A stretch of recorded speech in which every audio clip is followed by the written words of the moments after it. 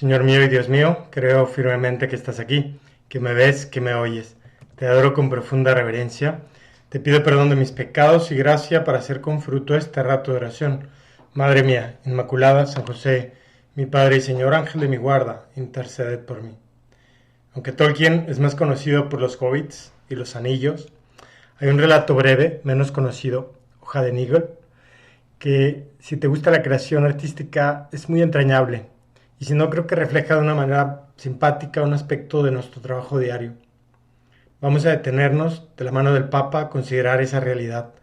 San José trabaja honestamente, dice el Papa, para asegurar el sustento de su familia. Y de él, Jesús aprendió el valor, la dignidad y la alegría de lo que significa comer el pan que es fruto del propio trabajo. Y bueno, encontramos aquí ya, Señor, un aspecto bonito del trabajo que tuvo en la vida de San José, cuidar de ti, cuidar de María, y también nosotros podemos cuidar de nuestra familia gracias al trabajo. Los que estudian pues se preparan para poder cuidar una familia el día de mañana. En una ocasión Jesús dijo, mi Padre siempre trabaja y yo también trabajo. Pues puede ser nuestro orgullo, trabajar mucho. Y podemos pensar qué es lo que tiene el trabajo que está tan clavado en la mente del Creador. Y algo nos deja apuntado el Papa Francisco cuando dice que la persona que trabaja colabora con Dios mismo. Se convierte un poco en creador del mundo que nos rodea. Qué bonito, ¿no? Que colaboremos con Dios en la obra de la creación. Gracias, Señor, por permitirnos trabajar codo con codo, de alguna manera contigo. Pues te presento al protagonista de la historia de Tolkien. Nigel es un pintor no muy bueno que tiene que emprender un largo viaje y lo va posponiendo. Y hay una pintura en particular que lo cautiva. Empieza esa pintura con una hoja que llevaba el viento. Y la capacidad de asombro le hace imaginar el árbol del que aquella hoja se desprendió. Y luego el entorno que rodeaba el árbol. Y las escenas que se entreveían por los huecos en las hojas y ramas de aquel árbol. Todo un país comenzó a dibujarse en la imaginación y después en el lienzo de aquel pintor mediocre. Y un bosque y las montañas cubiertas de nieve, hasta que Nigel perdió interés en sus otras pinturas y ese lienzo fue creciendo poco a poco, hasta que hacía falta una escalera para llegar a las partes superiores.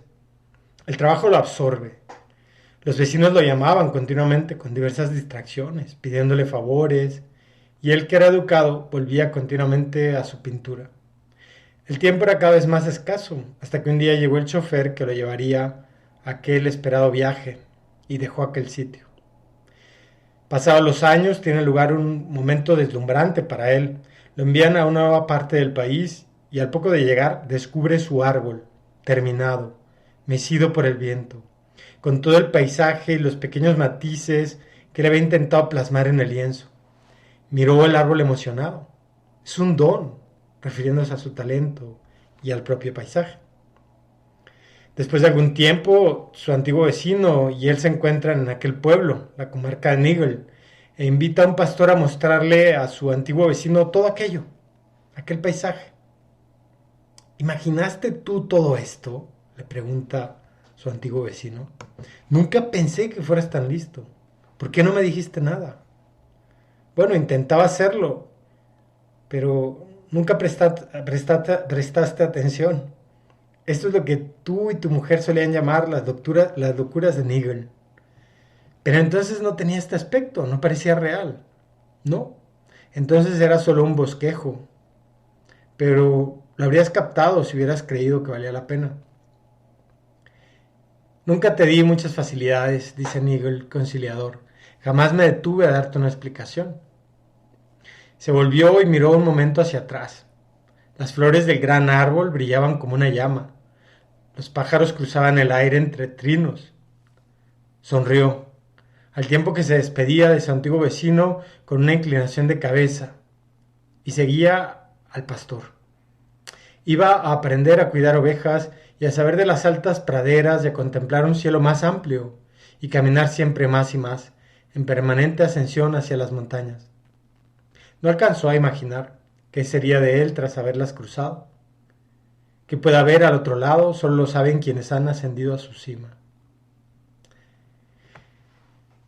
Pues es más o menos el final de la historia. Y el tema de la narración es ese. ¿Cómo colaboramos con Dios en la creación? Aumentamos la creación con nuestro trabajo. La pintura de Nigel es el modo en el que Tolkien concibe su propio mundo mitológico, del que el Señor de los Anillos es una pequeña parte.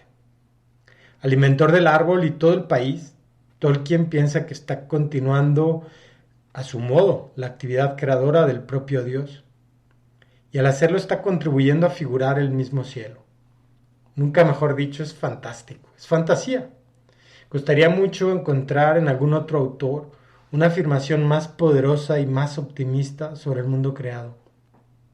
El mundo creado por el artista es bueno en sí mismo y vale la pena dedicarle tiempo. Es tan bueno que en la historia de Nigel parece que se trata de hacernos pensar en que aquello que producimos con nuestro trabajo nos lo llevaremos a la eternidad. Y eso es lo que nos dice un autor profundamente cristiano. Pero, ¿qué nos dice el mismo Dios? ¿Qué nos dices tú, Señor, sobre el trabajo en el Génesis? Terminados los 6 días de la creación, encontramos un día cumbre. Tú, Señor, marcas un patrón en la constitución del universo. Todos los esfuerzos del pueblo elegido se dirigen a la alabanza tuya. El trabajo está ordenado a la adoración. Los 6 días de la creación culminan en el Sabbat. Estos 6 días tienen su propia consistencia y su dirección es hacia el séptimo. Es decir, cada uno de esos 6 días es adoración. El universo mismo, el paraíso, se presenta ya desde el Génesis como el lugar donde Dios está presente, se pasea junto con Adán y Eva. Lo mismo que el templo de Jerusalén. El Edén está construido en un lugar elevado, sobre una cumbre, en una fuente de aguas vivas. Dios designa a Adán como el sumo sacerdote de ese santuario. Lo pone ahí para que cultive y cuide aquel lugar. Los términos hebreos, abad y shamar, no son verbos materiales, hacen referencia a un cuidado espiritual, es alabanza. Y esos dos verbos vuelven a aparecer juntos cuando se describa el servicio sacerdotal de los hijos de Leví para ofrecer el sacrificio en el templo de Jerusalén. Su labor, su principal tarea era preservar el santuario de toda profanación. Se trata en ambos casos de lo mismo, cuidar la santidad de Dios. Qué bonito. Señor, que cuide no solamente a mi familia, sino que dedicándome a un trabajo intenso y por el mismo hecho de trabajar, pueda estar dándote gloria. Pueda ser como Adán en el Edén, un sacerdote de mi propia existencia. Algo se perdió con el pecado original, pero no todo. Entonces la alabanza era simplemente el fruto de la tierra, del trabajo del hombre. Ahora, pues nuestro trabajo tiene que ser purificado y puesto en la patena, para que vuelva a ser ahí, pues unido al sacrificio de Cristo, a ese trabajo que tanto le costó. Todas las generaciones de patriarcas buscan ofrecer a Dios sacrificios en diversos altares. Y aunque Dios no saca ningún provecho de nuestras alabanzas, sí que esas alabanzas nos engrandecen a nosotros mismos. En el pueblo de Israel todo es liturgia.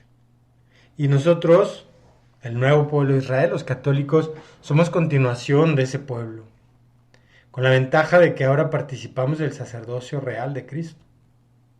La llegada a la tierra prometida no se hace por medio de una campaña militar. Es muy bonito cómo el pueblo judío llega a la tierra prometida, a la tierra de Canaán. La entrada es litúrgica. La batalla de Jericó está encabezada no por militares, sino por sacerdotes y levitas, que rodean en círculos la ciudad durante 7 días seguidos, y luego tocan las trompetas. Están llamando a la alabanza a Dios. El séptimo día las murallas caen e Israel toma la ciudad. Pero ¿qué pasa con los 6 días anteriores? Esa es nuestra labor, alabar a Dios.